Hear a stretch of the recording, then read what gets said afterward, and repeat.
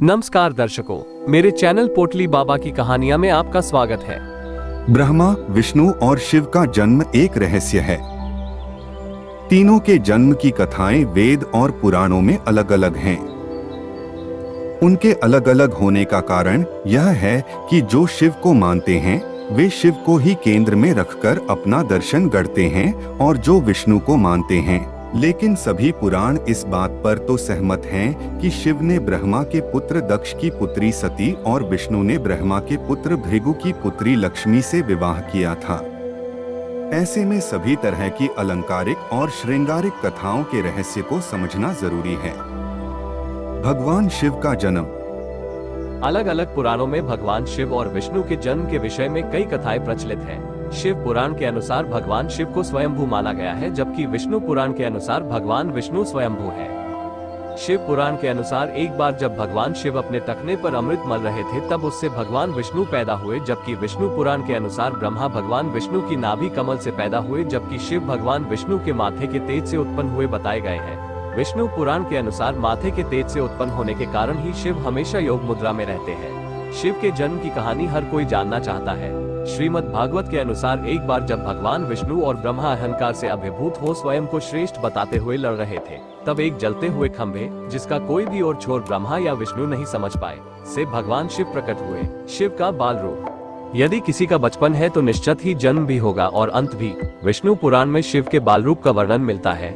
इसके अनुसार ब्रह्मा को एक बच्चे की जरूरत थी। उन्होंने इसके लिए तपस्या की। तब अचानक उनकी गोद में रोते हुए बालक शिव प्रकट हुए। ब्रह्मा ने बच्चे से रोने का कारण पूछा तो उसने बड़ी मासूमियत से जवाब दिया कि उसका नाम ब्रह्मा नहीं है, इसलिए वो रो रहा है। तब ब्रह्मा ने शिव का नाम रुद्र रखा, जिसका अर्थ होता है रोने वाला। शिव तब भी चुप नहीं हुए, इसलिए ब्रह्मा ने उन्हें दूसरा नाम दिया, पर शिव को वह नाम पसंद नहीं आया और वे फिर भी चुप नहीं हुए।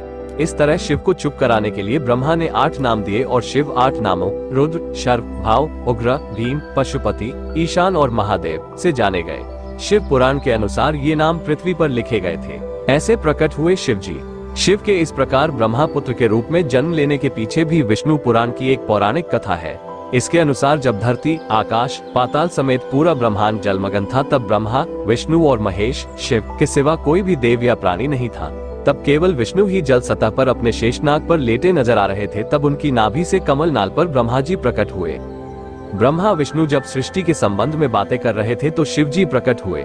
ब्रह्मा ने उन्हें पहचानने से इनकार कर दिया। तब शिव के रूठ जाने के भय से भगवान विष्णु ने दिव्य दृष्टि प्रदान कर ब्रह्मा को शिव की याद दिलाई।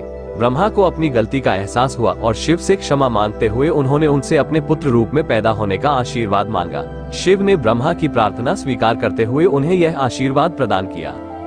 कालांतर में विष्णु के कान के मैल से पैदा हुए मधु कैटव राक्षसों के वध के बाद जब ब्रह्मा ने सृष्टि की रचना शुरू की तो उन्हें एक बच्चे की जरूरत पड़ी और तब उन्हें भगवान शिव का आशीर्वाद ध्यान आया। अतः ब्रह्मा ने तपस्या की और बालक शिव बच्चे के रूप में उनकी गोद में प्रकट हुए। संपूर्ण धरती पर शिव का ही धर्म प्रचलित है। आदिदेव शिव और गुरु दत्तात्रेय को धर्म और योग का जनक माना गया है। शिव के 7 शिष्यों ने ही शिव के ज्ञान और धर्म को संपूर्ण धरती पर प्रचारित किया। कहते हैं कि शिव ने ज्ञान योग की पहली शिक्षा अपनी पत्नी पार्वती को दी थी। दूसरी शिक्षा जो योग की थी, उन्होंने केदारनाथ में कांति सरोवर के तट पर अपने पहले 7 शिष्यों को दी थी। उन्हें ही सप्तऋषि कहा गया, जिन्होंने योग के अलग अलग आयाम बताए और ये सभी आयाम योग के 7 मूल स्वरूप हो गए। आज भी योग के ये 7 विशिष्ट स्वरूप मौजूद हैं। इन सप्तऋषियों को विश्व की अलग अलग दिशाओं में भेजा गया, जिससे वे योग के अपने ज्ञान को लोगों तक पहुंचा सके। कहते हैं कि एक को मध्य एशिया, एक को मध्य पूर्व एशिया व उत्तरी अफ्रीका, एक को दक्षिण अमेरिका, एक को हिमालय के निचले क्षेत्र में, एक ऋषि को पूर्वी एशिया, एक को दक्षिण में भारतीय उपमहाद्वीप में भेजा गया और एक आदि योगी के साथ वहीं रह गया। अगर उन इलाकों की संस्कृतियों पर गौर किया जाए तो आज भी इन ऋषियों के योगदान के चिन्ह वहां दिखाई दे जाएंगे। शिव ने बसाई थी यह धरती। आज से 15 से 20 हजार वर्ष पूर्व वराह काल की शुरुआत में जब देवी देवताओं ने धरती पर कदम रखे थे, तब उस काल में धरती हिमयुग की चपेट में थी। इस दौरान भगवान शंकर ने धरती के केंद्र कैलाश को अपना निवास स्थान बनाया। विष्णु ने समुद्र को और ब्रह्मा ने नदी के किनारे को अपना स्थान बनाया था।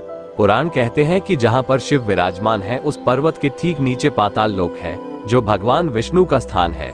शिव के आसन के ऊपर वायुमंडल के पार क्रमशः स्वर्गलोक और फिर ब्रह्मा जी का स्थान है, जबकि धरती पर कुछ भी नहीं था। इन तीनों से सब कुछ हो गया। वैज्ञानिकों के अनुसार तिब्बत धरती की सबसे प्राचीन भूमि है और पुरातन काल में इसके चारों ओर समुद्र हुआ करता था। फिर जब समुद्र हटा तो अन्य धरती का प्रकटन हुआ और इस तरह धीरे धीरे जीवन भी फैलता गया। सर्वप्रथम शिव ने ही धरती पर जीवन के प्रचार प्रसार का प्रयास किया, इसलिए उन्हें आदिदेव भी कहा जाता है। आदि का अर्थ प्रारंभ, शिव को आदिनाथ भी कहा जाता है। आदिनाथ होने के कारण उनका एक नाम आदेश भी है। इस आदेश शब्द से ही आदेश शब्द बना है। नाथ साधु जब एक दूसरे से मिलते हैं तो कहते हैं आदेश। शिव के अलावा ब्रह्मा और विष्णु ने संपूर्ण धरती पर जीवन की उत्पत्ति और पालन का कार्य किया। सभी ने मिलकर धरती को रहने लायक बनाया और यहाँ देवता, दैत्य, दानव, गंधर्व, यक्ष और मनुष्य की आबादी को बढ़ाया।